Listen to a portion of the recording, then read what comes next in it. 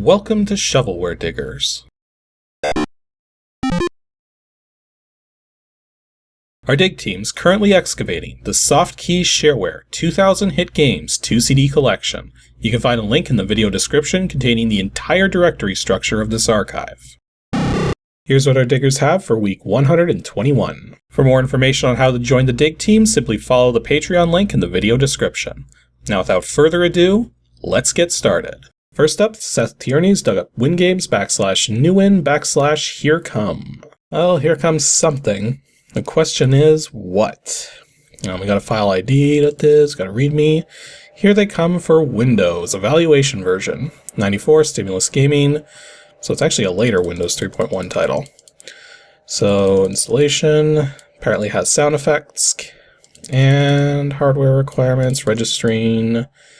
Apparently the registration fee is $8, and also includes, or no, it doesn't include it by default. Anyways, let's see the help file. How to play. How the game is played. Your ship starts out centered in the bottom part of the play area, which has a little annotation to it. Opposite the enemy formation, which is at the top of the play area, so it's basically Space Invaders.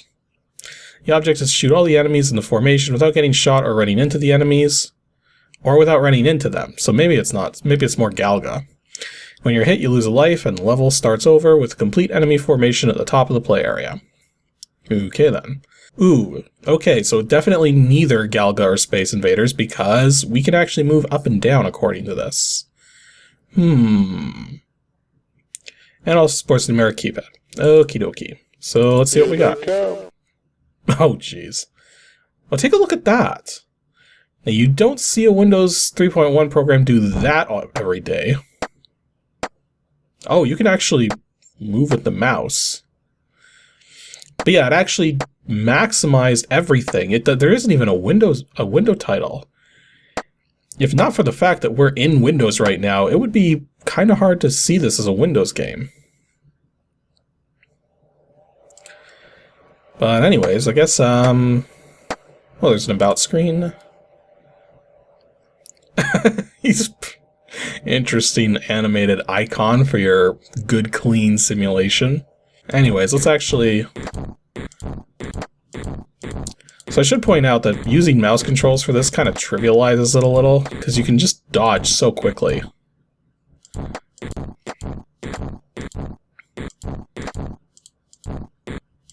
But yeah, it's basically a Space Invaders clone. And apparently you don't get any points for shooting the register me. I'm going to guess that in the full game it's going to be like a UFO or something. It is interesting that it allows you to move in all directions, considering the fact that, well, the invaders as they were only move in one direction, or the same sort of pattern you would expect. Level up. Okay, so next level. This is really all there is to it, isn't there? Well, we'll see what ends up happening for the next level, but yeah, this seems like it's all there is to it. You just shoot the invaders, move your ship back and forth, or wherever, because you have full mouse control. There doesn't seem to be much else to it. Although if you take a look at the level thing up there, it goes up to multiple digits. Yeah.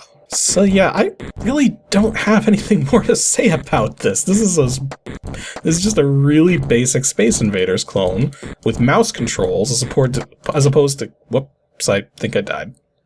But yeah, mouse controls instead of keyboard controls, although it does have keyboard controls. Keyboard controls are kind of bad because you can only hold one key at a time. But then the mouse controls are just perfectly precise here. In fact, it kind of showcases how 2D shooters like this don't usually work, or I shouldn't say work, they don't balance out well when they have mouse controls available. Because the mouse is totally superior in terms of control. Now, games like Tyrion got around that by having it so that the twiddle features in that game can't really be done very well with a mouse. Like, you can do them, just not very well. But Level up. Yeah, at least I can say that the game plays perfectly fine. So for $8 Windows 3.1 software, this does the job. Next up, Robert Mackey's dug up WINGAMES /GG/6 feet. Okay, the only thing I know about this game is that it's called 6 Feet Under. It's actually a game that was supposed to be on the... what was it? One of those collection CDs I have. Not this one, but a different one, that 40 game pack. If you read the back of it, it says 6 Feet Under's on there, but it actually isn't. At least not with the, not with the normal passwords. But anyways, let's see what we got here. 6 Feet Under. OnQ Software, $94.95. Once again with a later release here. Let's see here. Overview. Sinking feeling hits the pit of your stomach when none of your friends answer your call. You realize you're trapped in this remote cavern underneath the Arizona desert. A glint of light catches your eye. What is that? What it that? Okay, now I'm sure I'm not misreading that. That is literally it instead of is. It looks like a diamond, but nearly as big as you. Panic is replaced by excitement as you run towards the gem. It is then that you see the thousands of other precious stones buried deep in the cavern. Greed overtakes common sense as you descend into the depths of the earth. 50 interconnecting labyrinths lie ahead, and only you can determine your destiny. Are you prepared for the unknown challenges, dangers, and rewards that await you? So as far as I'm aware, this is actually not a terrible game, so it might be interesting to see this here. You've got an sfu.exe. If only they could see where that acronym was going to go in the future. There is a README first, though. It'd be nice to see what the registration fee was. What? That's not going to work.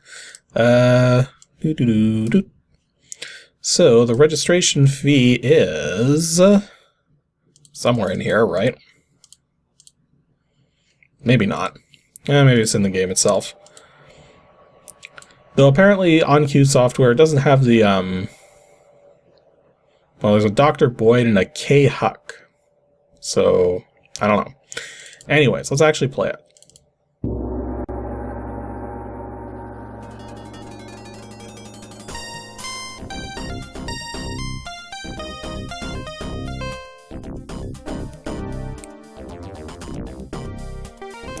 Well, this is a much more jammin' intro than I'm usually used to seeing here. Okay, so new game.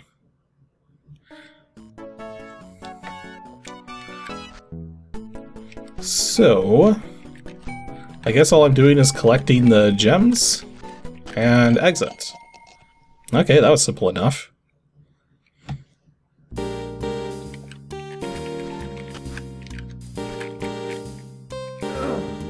Oh wow, it actually takes a while to move those rocks. So, from the looks of it, this is a Boulderdash clone. And I like that the initial levels are actually really simple. 10 seconds left. Oh, what?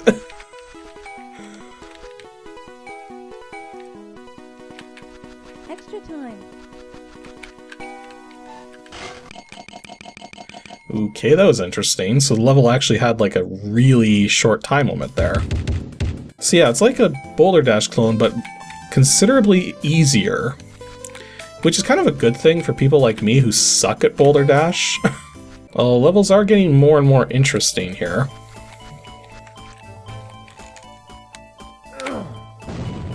Oh wow, it exploded into gems. It shows at the bottom there that I still need another 9 gems to beat the level. Oh, there's our 9 gems. So yeah, basically a simpler Boulderdash game. I'm okay with that.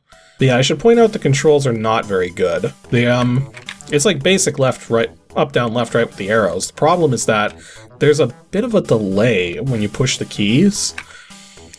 And if any other key gets hit, then you stop moving in the direction you're pushing.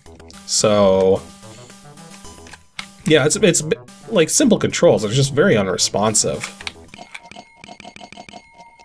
But because of how simple the levels are, it's not actually that big a deal, thankfully. Oh, of course, I get eaten like right off the start there. Perfect. So I'm guessing I also have bombs. So let's see if we can make use of these. It's not spacebar. It's not enter. Oh, it is spacebar. It's just you have to, Okay, good to know. The enemies will actually... That's it? Okay, looks like the game's already over. What's this gold key thing? Oh, that's to actually register the game. Oh, and I don't remember the codes now. Okay, well, that was 6 Feet Under. It's actually a fairly decent and easy Boulderdash clone. So, apart from the controls being somewhat unresponsive, yeah, this is actually pretty decent for a Windows 3.1 game. And our last dig for today comes from Lenoir.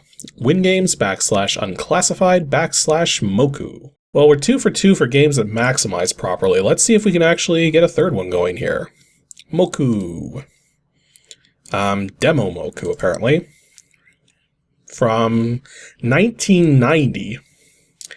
Ooh boy, so this might not even work properly if this is Windows 3.0 and not 3.1. Made by Chris Graham of Warp Speed Computers.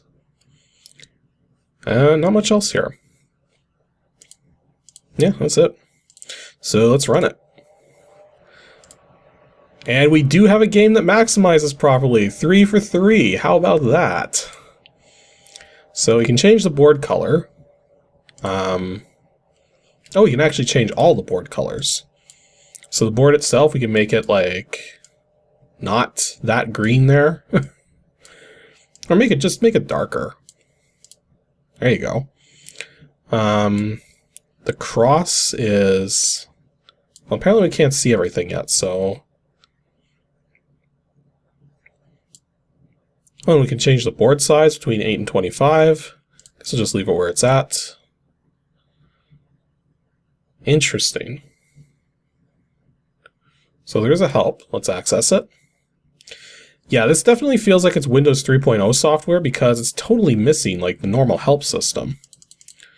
Object of the game. This program plays a very old Japanese game called Gomoku, also known as 5-in-line in Pente. Okay, I know how to play this. Board is up to 25 by 25 squares, get 5 stones in a row, and you win. Yeah, I don't think we need a lot more explanation. Whoops. Huh? Interesting, it's not a...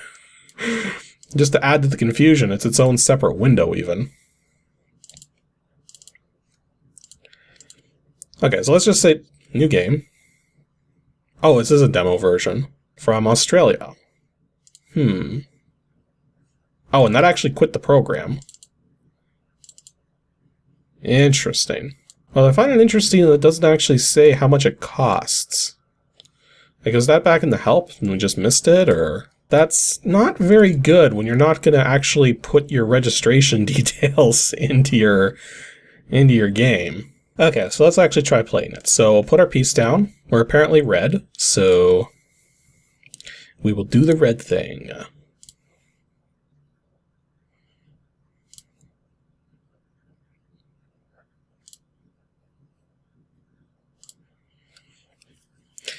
Yeah, so the computer is playing fairly decently from the looks of it. Now, I currently got him on the defensive, so let's see if we can keep him that way. Yeah, he's trying to set himself up for a bunch of multi-potentials. So yeah, he's got me on the defensive now, which is not fun. Okay, if I've got anything ready to go, it doesn't look it though. Yeah, I got a funny feeling this is going to go for a while, so maybe I should just cut it here. Because it's just a typical 5 in a row game. But, like, I mean, you put the pieces on the board fine. Everything seems to work fine. You can change the board size. You can change whether the computer is more defensive or offensive. Apparently there's also a hint feature. which shows you a recommended spot to go, because, yeah, he's about to actually make a 5 in a row right there.